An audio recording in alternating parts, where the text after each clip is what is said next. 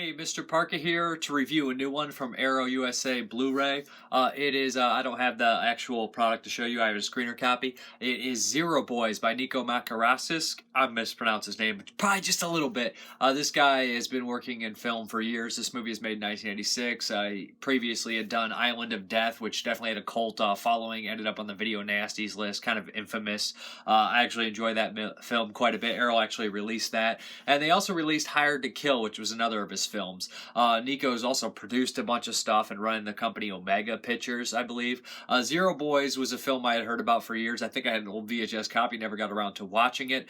This is kind of definitely a hybrid of a slasher action kind of thriller suspense with, comedic tones in it, and aware kind of poking a tiny bit fun at the slasher genre with like references to Friday the 13th and stuff like that. So essentially what we get here is this group of paintball kind of survivalist badass who just won this tournament. They decided to go out in the woods, just for camping and fun and be dumb, obnoxious 80s teenagers, which include misogyny a little bit, and a little bit of, outdated 80s practices and verbiage. And essentially what they do here is they run into a couple of madmen. And it's funny because there's two kind of madmen that are the main baddies, really. Well, the only baddies you really pretty much see. And one is kind of seems to be action-oriented with a crossbow, and the other is Joe Estevez. Not credited as Joe Estevez, but it's Joe Estevez under a different name. And he's kind of carrying this knife, and he kind of feels to be the more sadistic kind of backwoods slasher. So you kind of got an action kind of killer and a horror kind of killer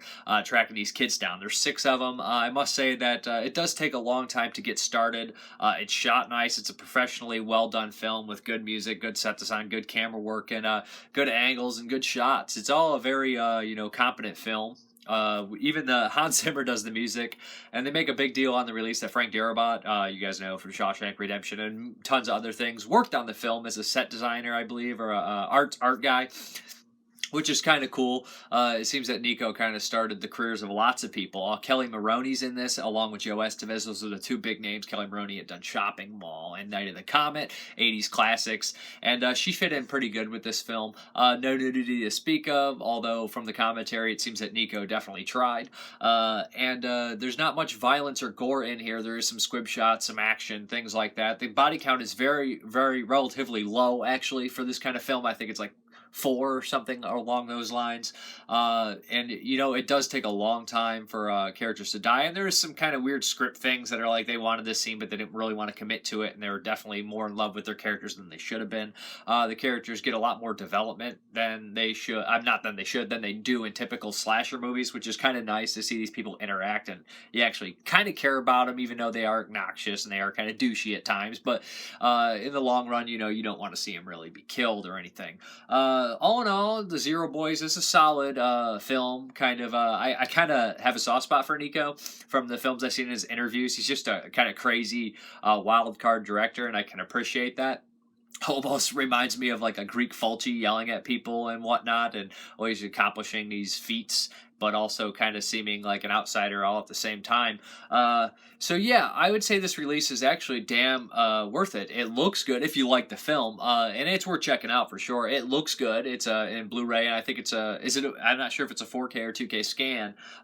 Like I said, looks good, sounds good, has a commentary with Kelli Maroney and Chris Alexander, formerly from Fangoria, asking her questions, and they seem to be having a good time about the movie. And Kelli Maroney definitely has a sense of humor about the film. His interviews with Nico on Nico, he essentially interviews himself in this kind of tongue-in-the-cheek, goofy type deal. Might have rubbed people the wrong way, but I thought it was pretty funny and kind of shows you his personality. Also has a solo interview with Kelli Maroney and a solo interview with one of the actresses as well. You can tell from Nico seems to see this stuff as completely different to him. I think there definitely is kind of a language barrier, kind of a culture barrier in the way he directs films, and that comes through in the behind the scenes stuff. Also includes a couple music videos and a trailer and stuff like that, still gallery. Kind of a weird piece in 1986, I believe, kind of partially slasher film, partially action film. Definitely appealed to a lot of different markets, and is a solid kind of different movie, competently made.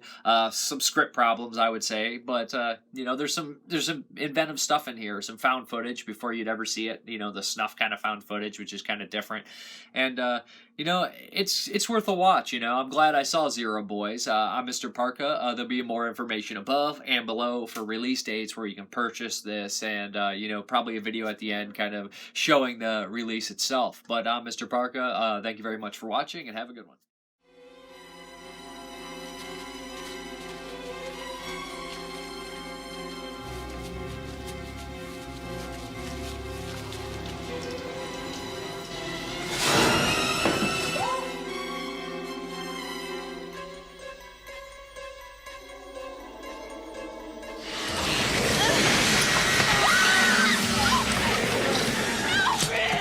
Was a woman. I saw her running through here a minute ago. I'm positive, Steve.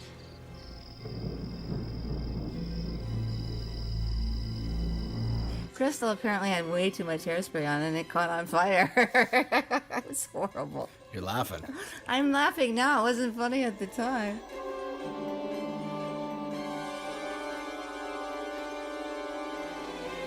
The Zero Boys.